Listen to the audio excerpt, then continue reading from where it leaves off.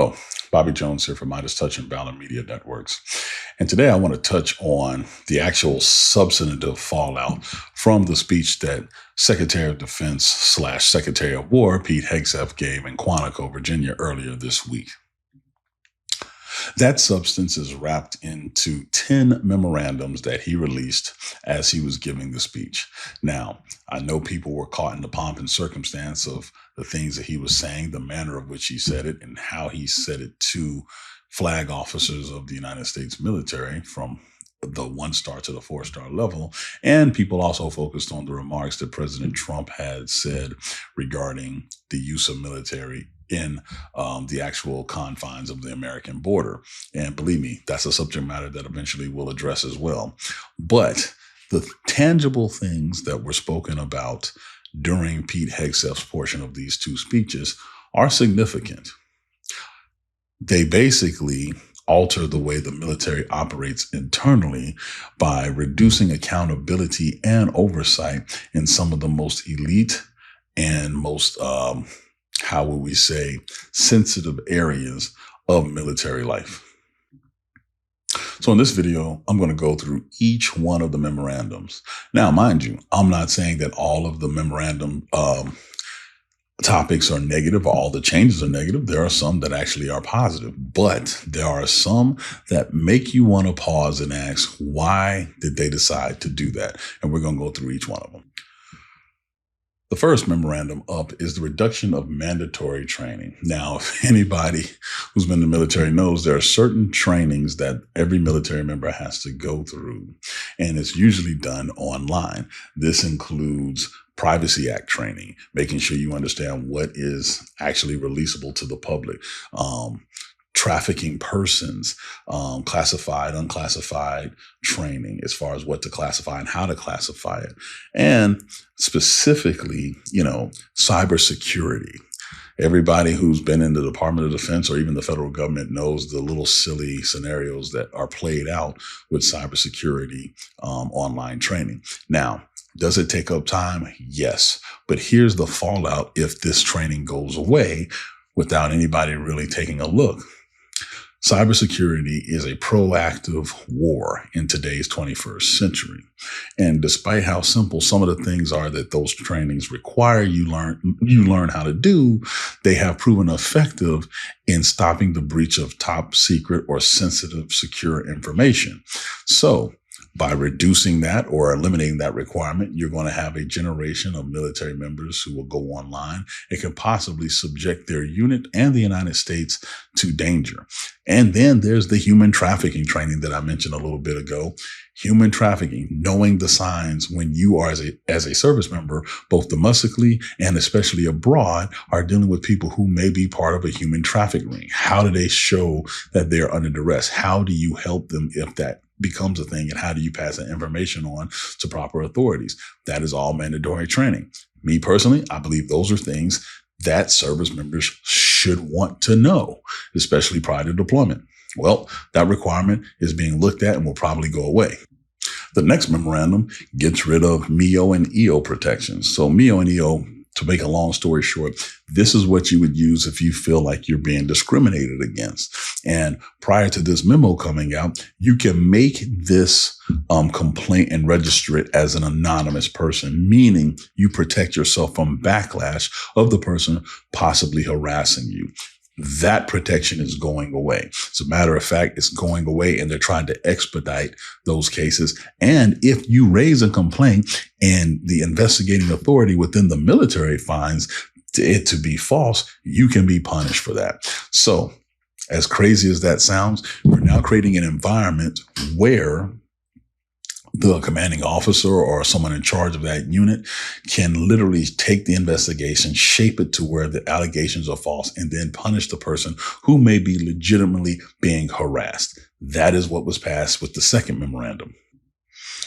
The third memorandum, which got a lot of attention, is the military physical fitness overhaul. Now, I'm going to be on record and say I want people to be within standards. I think that is actually a good thing about this memorandum. I also think it's a good thing that you have service members physically trained daily as a requirement and part of their natural daily battle rhythm. Great things, 100% for it.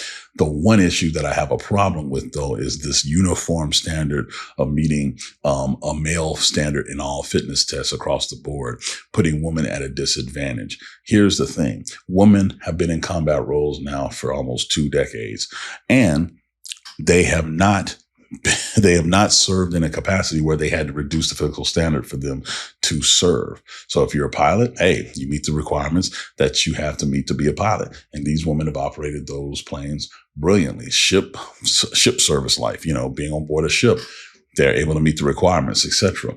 What is happening is you're creating an inflexibility to get qualified people onto those platforms. Make no mistake. I understand, infantry, ranger, all that kind of stuff. But for a lot of these combat roles, it's about how you operate the equipment and the intelligence, quick thinking, and wits about yourself to do it. That was never mentioned in the speech. It was all about physical fitness, physical fitness, physical fitness. Well, what if you're dumb as a rock? You can't operate those planes. You can't operate those ships. You can't operate that armor. Those are something that you have to take into account as well. But in this case, he wanted to standardize the fitness test and standardize fitness standards. That's fine with me. However, understand women should not have to necessarily be at a male standard depending on their job. I just think that's ridiculous. And you're now cutting off qualified women who have the aptitude to do the job. The fourth memorandum that he released is very interesting. It deals with military education, where they're going to look at every military schoolhouse from the service academies to, BUDS, where SEALs go to train, professional military education courses and military universities, etc. They're going to look at everything. What I find interesting is he says specifically he wants to restore these high 1990 standards across the board. 1990.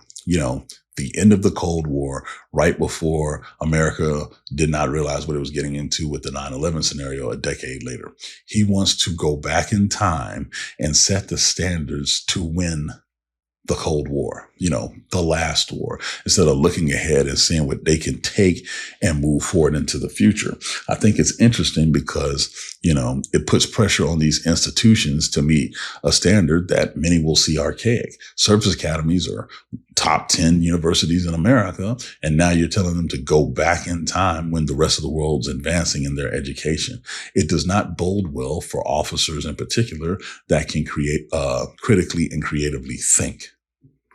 The next memo, which really, really gets under my skin, is a review of the hazing, bullying, and harassment definitions for the United States military. This is significant because historically speaking, especially in the last, 70, 80 years, harassment, bullying, hazing, the traditions where you do things that physically harm you to say that you're part of the group, that has been a significant thing.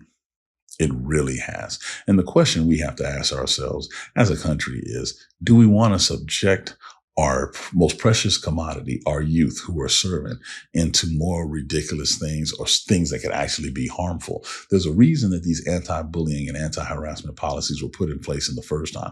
People were getting hurt, people were getting killed, and people were being pushed out of spaces where they should have been welcome because they didn't want to take part in the shenanigans taking place. Well, here we are in 2025, and basically Hegseth believes that, hey, this is part of tradition. This is part of what makes you a soldier, sailor, airman, Marine, whatever, and it needs to be part of what you do. Well, I think that is absolutely insane. In today's professional military, you focus on professional development and mission accomplishment, not silly games that could get someone hurt or worse, killed. Along the lines of that, we now have a new workplace policy that Hegseth signed into existence that makes it easier, he says, to fire dead weight as far as the civilian workforce, and not only to promote those in the civilian workforce who are doing better, but also to increase their pay, as in like a bonus for being chosen as the best performer. Now, I can see how this can go sideways real quick because someone's performance can be very subjective. And so someone can say this person is terrible while this person is awesome, and they get money for whatever reason. And if it's wrong, if it's incorrect, if it's perceived wrong by the people around them, then they too will have a problem. This is a slippery slope where, yes, I understand increased compensation for high performance However, the fact that you're sitting there saying these people are going to be underperformers, let's push them away just because you said so and don't have to provide any type of metric proof, that's also a problem. In the next memo, Hegseth signed in basically AI to oversee the intake of complaints and reforms. So basically, if someone complains about something and then another person complains about the same thing, AI is going to get rid of that other one and just stick with the one, streamline the issue. However, to actually go about having these things looked at, you can no longer report anonymously. So therefore, the anonymity that may protect you is now being removed. That will discourage people from coming forth and telling the truth. And the other thing about this is AI is not perfect. And so it could triage information that is desperate and vital to the wrong location at the wrong time. And in another thing that makes you wonder, where's the accountability?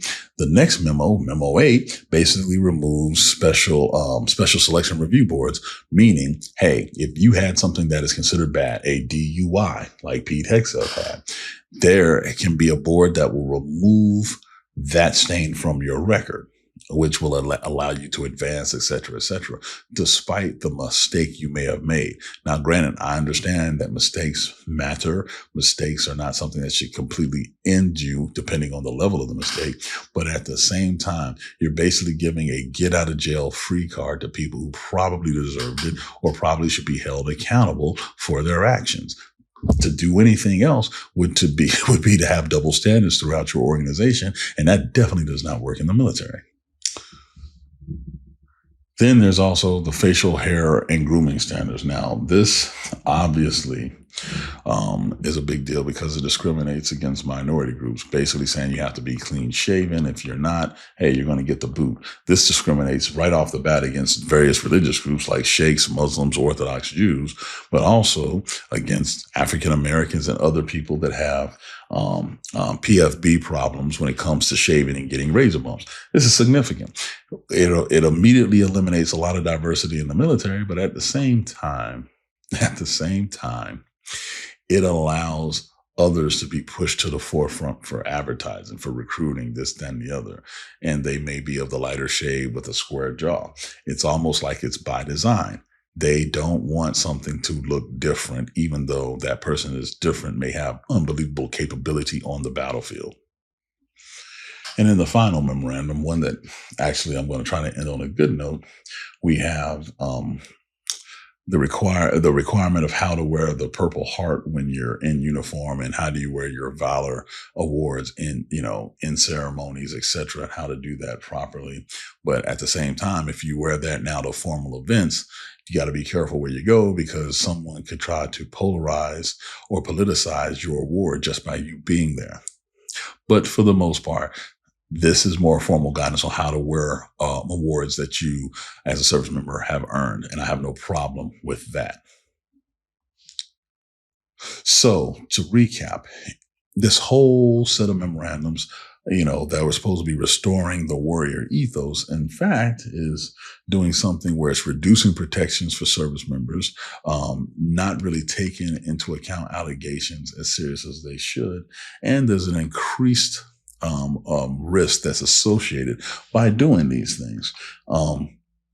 The fact of the matter is, if you are assaulted, if you have something like that is traumatic, you have to be able to trust the chain of command. These services that I'm talking about, these things in the memorandums that are changing fundamentally how the military operates, well, it's going to take a while for people to get used to it. But the thing that I'm scared about, the thing that I'm worried about, is if you are someone that is victimized through various ways that are addressed in these memorandums, how do you get justice? How do you know people will take care of you? You really don't. And that's what's scary about this. The fact of the matter, Hegseth is reshaping the military immediately on the fly, and he used the flag officers' arrivals and conference to shake people off. But make no mistake, the average service member has less freedoms, less rights, and most importantly, a system that cares less about them today than they did this time last week. Love this video? Support independent media and unlock exclusive content, ad-free videos, and custom emojis by becoming a paid member of our YouTube channel today. You can also gift memberships to others. Let's keep growing together.